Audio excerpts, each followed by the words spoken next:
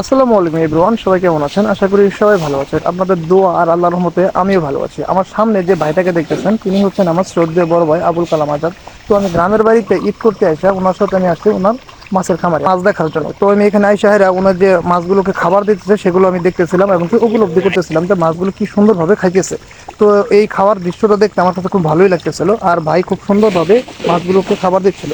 তো এই মাছের সাইজগুলো কেমন হবে এবং কি মাছগুলো কি কত বড় হয়েছে কিংবা এখানে কি পরিমাণ খাবার দিতে হচ্ছে সম্পূর্ণ ভাইয়ের সাথে আমি আলাপ করতেছিলাম আর এই খাবারগুলো আমি দেখতেছিলাম যে মাছ কীভাবে খায়।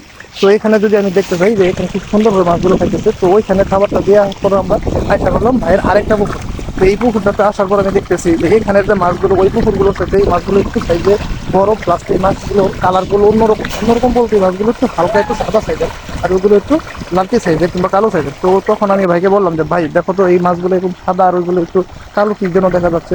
তখন ভাই আমাকে প্রশ্নের উত্তরে বললো যে এই মাছগুলো এখানে সাদা হওয়ার কারণটা হচ্ছে এই সাইজের যে মাছগুলো আছে এখানে যে পানিটা আছে এই পানিটার কালারটা অন্যরকম আর ওই পুকুরের পানির কালারটা অন্যরকম, যার কারণে দুই পুকুরের মাছগুলো দুটো দুই রকম ভাবে সাদা এবং কি একটু লালটি কিংবা একটু কালো ধরনের বাদামি কারণে হয়েছে।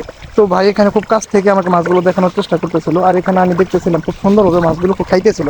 তো এই মাছের সাইজগুলো মোটামুটি একটু বড়, আর একটা মাছ আর একটা মাছের উপরে সুন্দরভাবে উঠে পড়তেছে, তারা খেলা করতেছে খাইতেছে আর পাশাপাশি ভাইও একটু তাদের সাথে খেলা করার চেষ্টা করতেছে। আসলে এই মাছ চাষটা মোটামুটি একটা নেশার মতো কাজ করে, যে যারা মাছ চাষ করে তাদের আসলে অন্য কোনো কিছু আর ভালোই লাগবে না, কারণ মাছকে খাবার দেওয়া, মাছকে পরিচর্যা করা, পুকুরে পরিচর্যা করা সম্পূর্ণই একটা নেশার মতো কাজ করে। তো তারপর আমি ভাইকে এসে খাবার টাবার দিয়ে আমরা বাড়ির উদ্দেশ্যে রওনা দিলাম। তো ভাই আমার সামনে, তো আমি তার পিছনে বাড়ি দিয়ে যাইতেছি। আমার এই ভিডিওটা আপনারা যে যেখান থেকে দেখতেছেন সকলের জন্য রইল শুভকামনা। ভালো থাকবেন, সুস্থ থাকবেন। আল্লাহ হাফেজ।